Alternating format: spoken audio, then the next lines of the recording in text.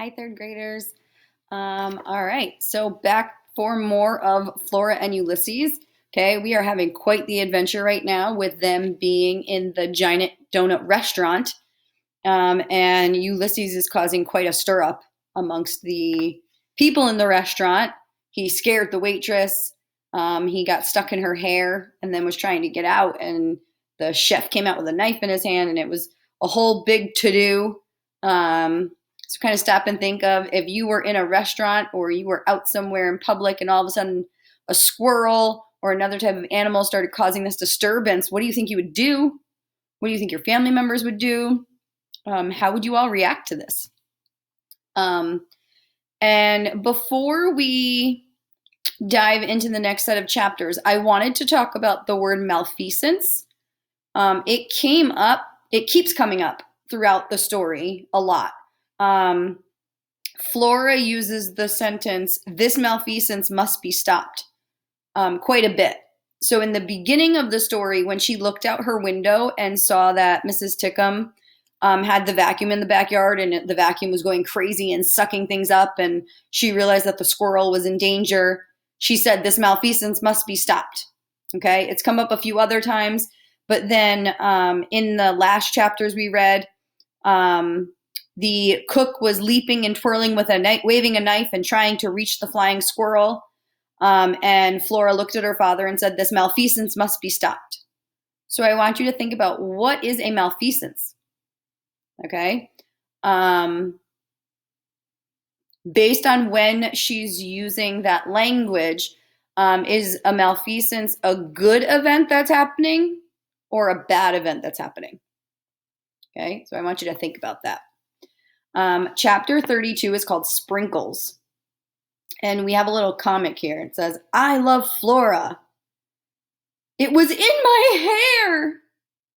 Sunny side up. Splat." Okay, so now if we look at this comic here, whoops. Okay, we have Ulysses there flying through the air saying, "I love Flora." We have the waitress talking about how he was in her hair. Okay, we have the knife. And Ulysses splat against a window. So this is a bit of the ruckus that he is causing in the restaurant. And then we have, "I flew. Where's Flora? Is that a piece of donut?" Sprinkles. Okay, and here we have Ulysses kind of flat out on the floor. So what happened to him when he hit that window? Kind of went splat down on the ground, and he's now, possibly passed out, stunned, not really sure what's happening. Chapter 33, does rabies itch? So rabies is a disease that can come from animals, okay? And it can be harmful if the animal that has it bites you or comes in contact with you. Raccoons are known to have rabies sometimes. And they can spread it to other animals, really. His eyes were closed, his head was bleeding. Flora knew from terrible things can happen to you that head wounds bleed excessively, whether they're bad or not. "All head wounds bleed," she said to her father. "Don't panic." "Okay," said her father. "Use this." He handed her his tie. Flora knelt down. She had a very powerful sense of déjà vu.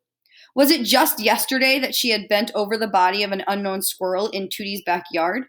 "Ulysses," she said. She dabbed at the blood with a tie. The squirrel didn't open his eyes. An eerie quiet descended.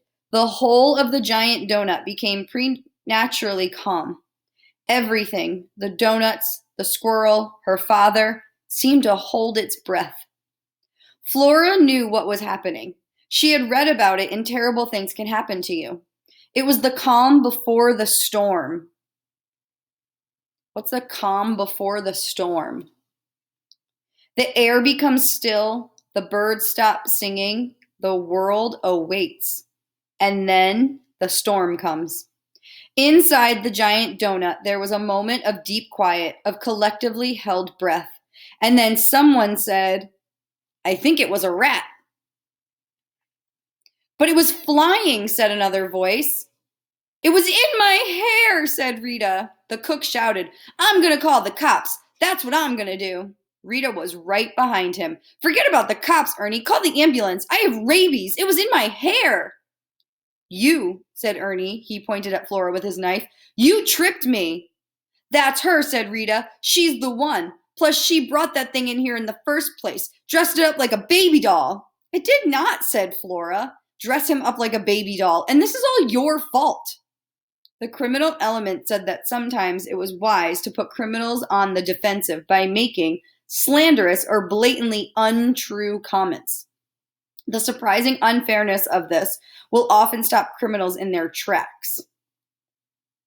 So, what did Flora just do?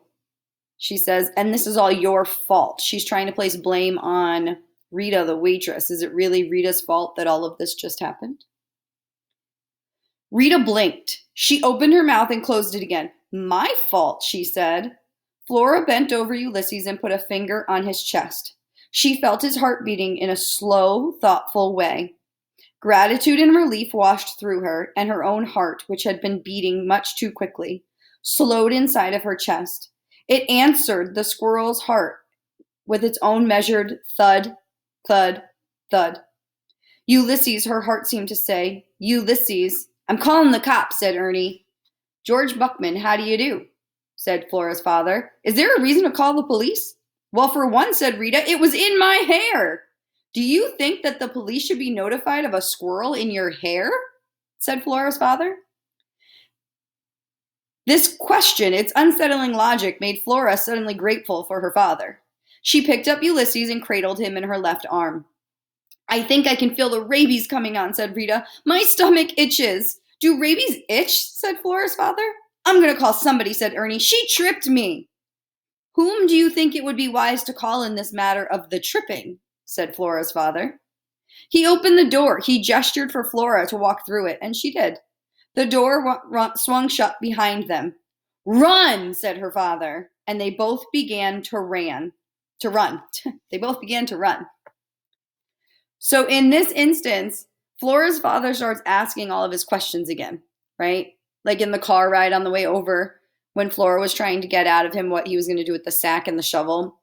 He kept saying, "Oh, I have a sack? What sack? Is there a sack? Is there a shovel?" And she was getting annoyed. But right now, he's asking all of these questions. Is there a reason to call the police? Who do you think you should notify that there's a squirrel in your hair? Do rabies itch? Who should you call for the matter of the tripping? All of these questions he's asking, what are they doing right now? Kind of saving their necks, right? He's distracting the people in the restaurant from whatever happened so that he can kind of get out of it what he wants for him and Flora. "Run," said her father, and they both began to run. At some point, Flora's father started to laugh again. It wasn't a ha ha ha kind of laugh. It was a whoo hee hee hee kind of laugh. Hysteria, thought Flora. She knew what to do for hysteria. Her father needed to be slapped. Unfortunately, there wasn't time right now. They had to make their getaway. Her father laughed all the way to the car. He laughed when they were in the car. He laughed as he placed his hands at 10 o'clock and 2 o'clock. He laughed as he backed out of the parking lot and drove away from the giant donut. He stopped laughing only once, long enough for him to shout, "Holy bagumba!" in the voice of Dolores the parakeet, and then he went back to laughing. So did we just see a change in Flora's father? And what might that change be? He's laughing. So maybe now his feelings are changing a bit, or maybe he's a little bit happier and maybe not so lonely. The getaway. They were making their getaway, but they were making their getaway slowly.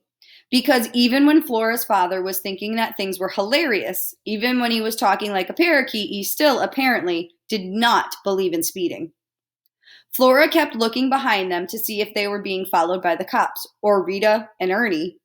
When she finally looked down at Ulysses, his eyes were still closed, and a terrible thought occurred to her. What if he has a concussion? She said to her father. Her father, of course, laughed. Flora tried to remember what terrible things can happen to you, said about concussions. There was something about making the person with the head injury speak a favorite nursery rhyme so that the speech patterns, slurring, and others could be evaluated. Flora stared at the squirrel. He couldn't speak. Also, she doubted he knew any nursery rhymes. There was a very small cut on his head, but the bleeding had stopped and he was breathing softly, regularly. Ulysses, she said. And then she remembered. In its entirety, an ominous sentence from Terrible Things. It's absolutely imperative that you keep the potentially concussed patient awake at all times. So a concussion is when someone has a head injury, and when they bunk their head, you kind of have to watch them just to make sure that they are their normal selves and that nothing bigger has happened to them. She shook the squirrel gently. His eyes stayed closed. She shook him harder, and he opened his eyes and then closed them again. Flora's heart thudded once and then dropped all the way down to her toes. She was suddenly terrified. Do superheroes die? She said out loud. Her father stopped laughing. Listen, he said, we won't let him die. Flora's heart thudded again, a different kind of thud. It wasn't fear this time, it was hope. Does that mean you won't try to hit him over the head with a shovel, she said. I won't, said her father. Ever? Ever. You promise? I promise. Her father looked at her in the rearview mirror, and Flora looked back. Let's go to your place then, she said. He'll be safe there. At these words, George Buckman started laughing hysterically again. So is Flora possibly changing too? We've talked quite a bit about how she's a cynic. And remember, a cynic is someone who's negative and sees kind of the bad parts of events in life and doesn't always want to focus on the positive. But it says here that she had a different kind of feeling in her heart, and it was hope. So maybe she's starting to change too. Fear smells. Flora's father never walked through the hallways of the Blixen Arms. He ran. And Flora Buckman, holding her possibly concussed squirrel, ran with him. Flora and George Buckman ran because the Blixen Arms was owned and managed by a man named Mr. Claus, who was in possession of an enormous, angry, orange cat, also named Mr. Claus. The cat prowled the hallways of the Blixen Arms, peeing on residents' doors and vomiting in the stairwell.